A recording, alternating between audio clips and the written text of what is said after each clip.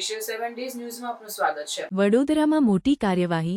સરકારી જમીન પર દબાણ કરવા બદલ કોર્પોરેટર આશિષ જોશી સહિત 20 લોકોને કલેક્ટરે લેન્ડ ગ્રેબિંગની નોટિસ ફટકારી। વાઘોડિયા રોડ પર કલાદર્શન પાસે આવેલી સરકારી જમીન પાસે રહેતા કોર્પોરેટર આશિષ જોશી, પશુપતિનાથ મહાદેવ મંદિર સહિત 60 વર્ષથી રહેનારા 20 રહીશોને કલેક્ટરે લેન્ડ ગ્રેબિંગ હેઠળ નોટિસ આપી 17 મેએ સાંજે 5 વાગ્યા કલાકે હાજર રહેવા જણાવ્યું છે।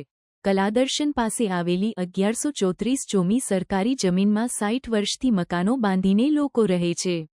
આ જમીનમાં જ મહાદેવનું મંદિર આવેલું છે, જેની બાજુમાં કોર્પોરેટર આશિષ જોશીનું મકાન પણ આવેલું છે। જ્યારે કલેક્ટર તંત્ર દ્વારા આ જમીનની માપણી કરીને જમીનમાં રહેનારા 20 લોકોને અગાઉ નોટિસ આપવામાં આવી છે। નોટિસમાં ઉલ્લેખ કરાયો છે કે દંતેશ્વર સર્વે નંબર 978 વાળી જમીન બાબતે લેન્ડ ગ્રેબિંગ એક્ટ હેઠળ જે 20 વ્યક્તિએ રજૂઆત કરી છે, તેઓને 17 મેના રોજ સાંજે 5 વાગે મૌખિક કે લેખિત રજૂઆત કરવા કલેક્ટર કચેરી ખાતે સુનાવણી રખાઈ છે। આ લોકોએ જરૂરી આધાર પુરાવા લઈને હાજર રહેવાનું પણ જણાવ્યું છે। ભારતીય જનતા પાર્ટીના આ ભ્રષ્ટ શાસકોનો આજે ઉત્તમ નમૂનો જોવા મળી રહ્યો છે। ગયા અઠવાડિયે મને સસ્પેન્ડ કરવાની નોટિસ આપ્યા બાદ મેં આજ મહાદેવના મંદિરથી મેં ઇન્ટરવ્યૂ આપ્યું હતું અને ખુલાસા આપ્યા હતા। આજે તંત્ર દ્વારા કલાદર્શન 4 રસ્તા પાસે આવેલા મહાદેવના મંદિરને, મારા ઘરને અને જે વર્ષોથી 60 વર્ષથી અહીંયા ગરીબો રહે છે એ લોકોને નોટિસ આપવામાં આવી છે।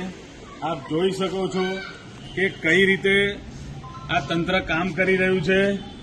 ફક્ત ને ફક્ત હરણી બોટકાંડ પીડિતોને સાથ આપવા માટે જો પાર્ટી આ પ્રકારનું કૃત્ય કરતી હોય તો ખૂબ નિંદનીય બાબત છે। આ તંત્રને હું ધ્યાન દોરીશ કે તમે મહાદેવને પણ મારી સાથે નોટિસ આપી છે કે તમારે આવનારા સમયમાં આ તમારી જે પણ તુમાખી છે, જે મગજમાં તમને સત્તાનો નશો ચડ્યો છે, એ આમ ભોળાનાથ ઉતારશે એવું મારું સ્પષ્ટ માનવું છે।